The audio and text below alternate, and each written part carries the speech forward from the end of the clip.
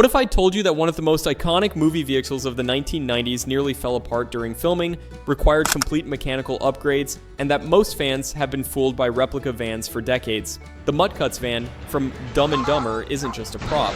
It's a cultural phenomenon that transformed a humble 1984 Ford Econoline into one of cinema's most recognizable vehicles. For nearly 3 decades, this shaggy dog-themed van has been as iconic as Jim Carrey's chipped tooth. But behind the furry exterior lies a fascinating story filled with mechanical challenges, creative problem solving, and details that even die-hard fans have never heard. Over the next 22 minutes, we're diving deep into the verified history and technical reality of this legendary van. No myths, no fake facts, just authentic information that mechanics and film historians will actually appreciate. If you're ready for the real story, hit that like button and let's get rolling. Number 22.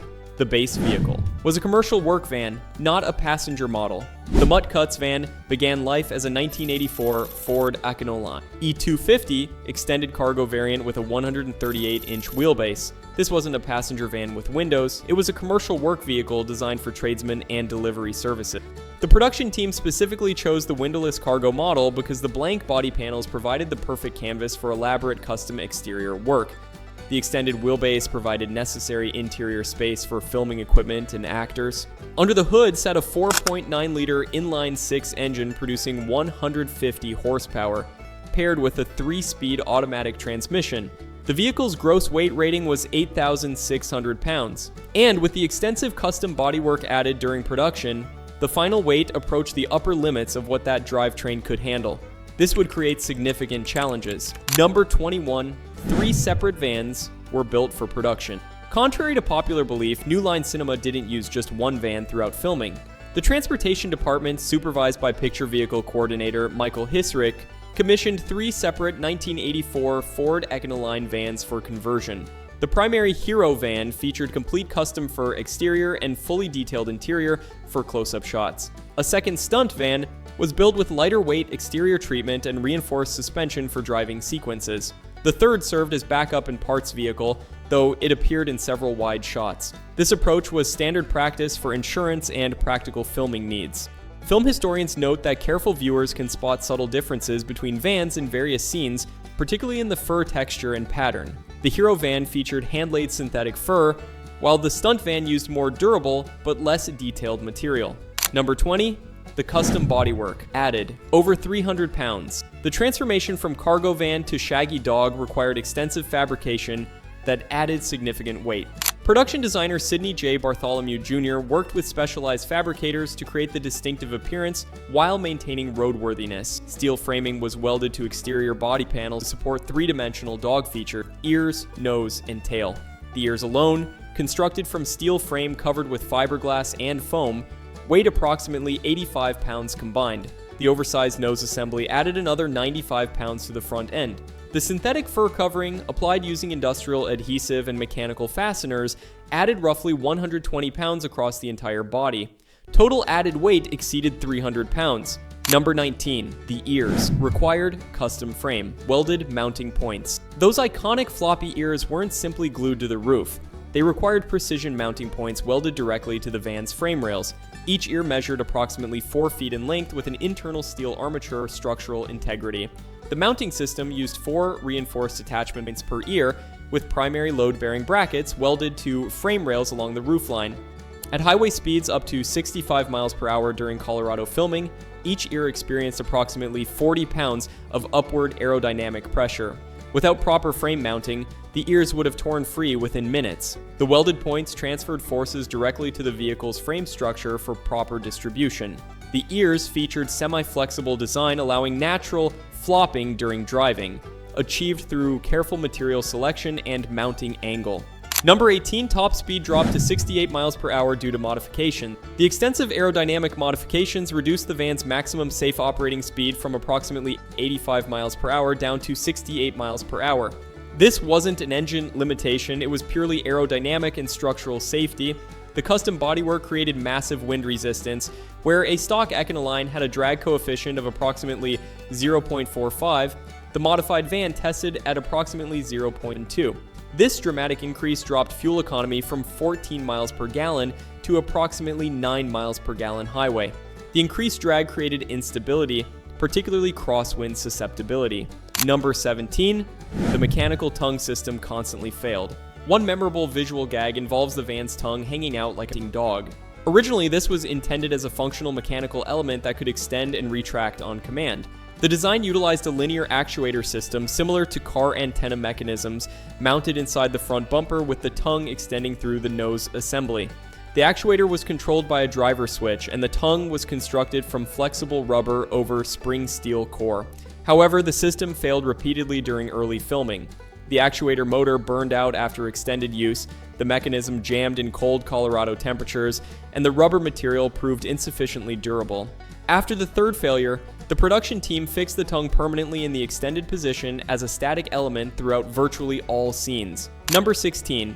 The interior remained mostly stock Ford configuration. While the exterior transformation was dramatic, the interior remained largely stock 1984 Ford Econoline with only strategic modifications. This was a practical budget decision that served filming requirements. The front cabin retained the original vinyl bench seat, dashboard, door panels, steering wheel, instrument cluster, and column-mounted automatic shifter.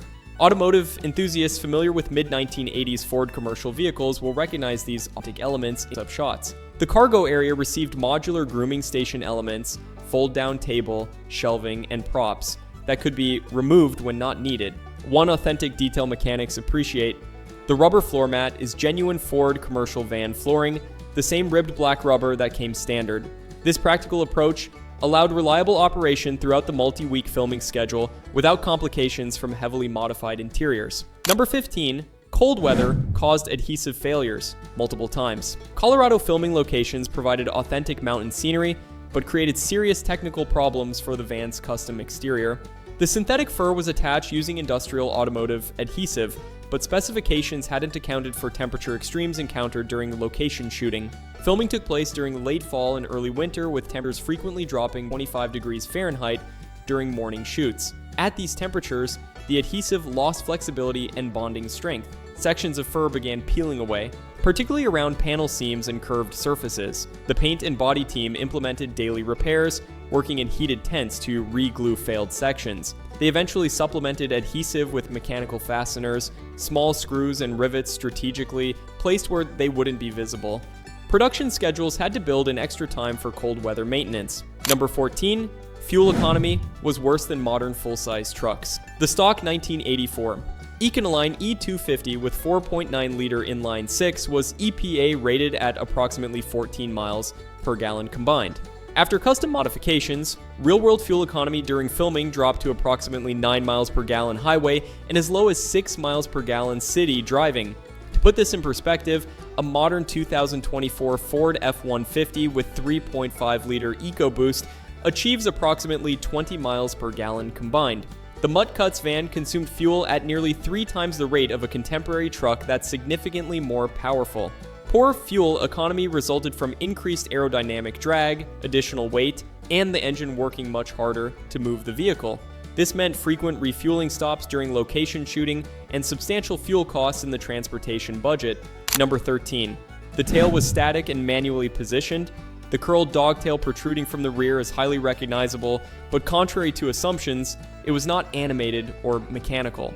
The tail was a static fiberglass sculpture manually positioned and secured for each specific shot based on desired visual effect. Measuring approximately 3 feet in length, it was constructed from molded fiberglass with steel mounting bracket. The mounting system allowed rotational adjustment, so the tail could be positioned at different angles to suggest different moods. Once positioned and locked with set screws, the tail remained static during filming. Number 12. Professional stunt drivers were mandatory for highway scenes. Due to insurance requirements and the vehicle's handling characteristics, all highway driving scenes and sequences involving speeds above 35 miles per hour required professional stunt drivers rather than actors. The primary stunt driver was veteran Hollywood driver Charlie Picerni, whose career included major 1980s and 1990s action films. For scenes requiring visible actors in the driver's seat, production used close-ups with actors in a stationary van against process plates. Lower speed driving actors could safely perform, and strategic editing intercutting actor, close-ups with stunt driver footage. The insurance mandate existed because the modified van's handling characteristics fell outside parameters non-professional drivers could safely manage. Number 11.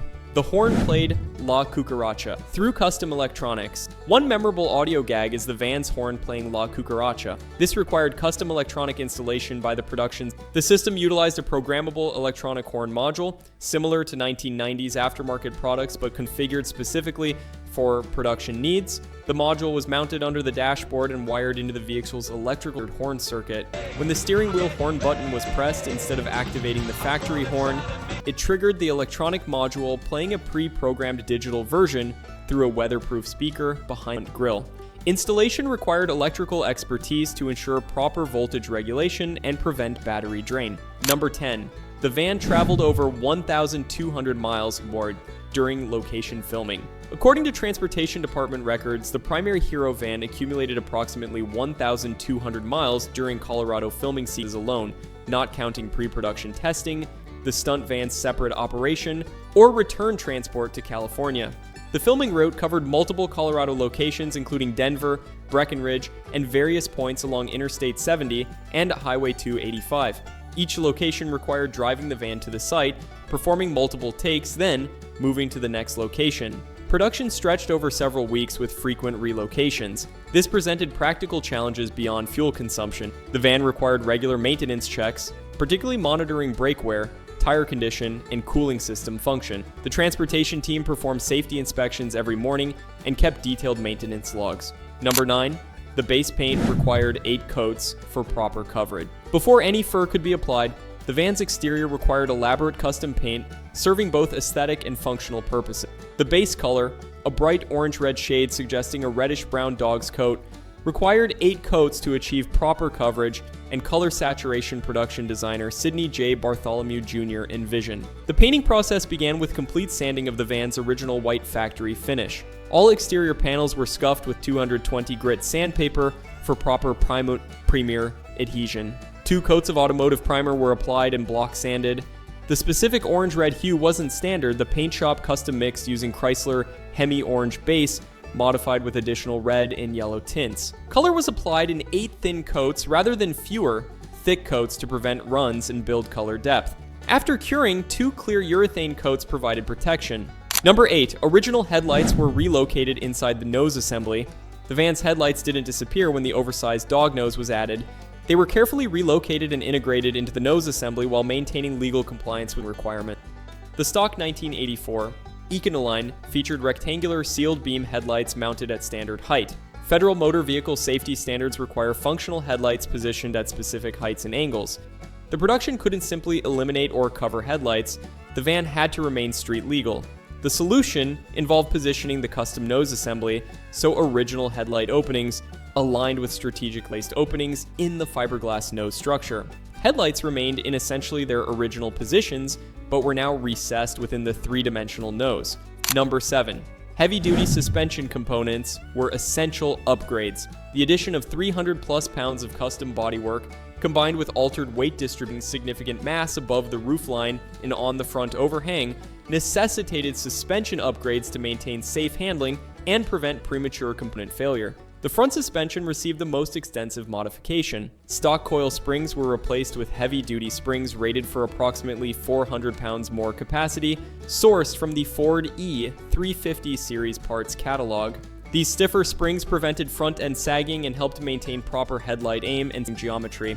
Rear leaf springs were upgraded from 5-leaf to 7-leaf heavy-duty packs, also from E350 parts. Shock absorbers were replaced all around with heavy-duty gas-charged units. The transportation team also increased tire pressure by approximately 5 psi above factory recommendation to support additional weight while maintaining adequate traction. Number 6. Multiple departments argued over final design details. Creating the Mutt Cutts van involved significant debate among production departments, each with different priorities. Production designer Sidney J. Bartholomew Jr. initially envisioned an even more elaborate vehicle with additional animated features, including eyes that could blink, a mouth that could open and close, and paws mounted on the sides. These concepts were ultimately rejected as too complex and expensive. The The cinematography department, led by director of photography Mark Irwin, was concerned elaborate three-dimensional elements would create difficult lighting challenge and cast unwanted shadows on actor or dialogue scenes. They pushed for simpler design.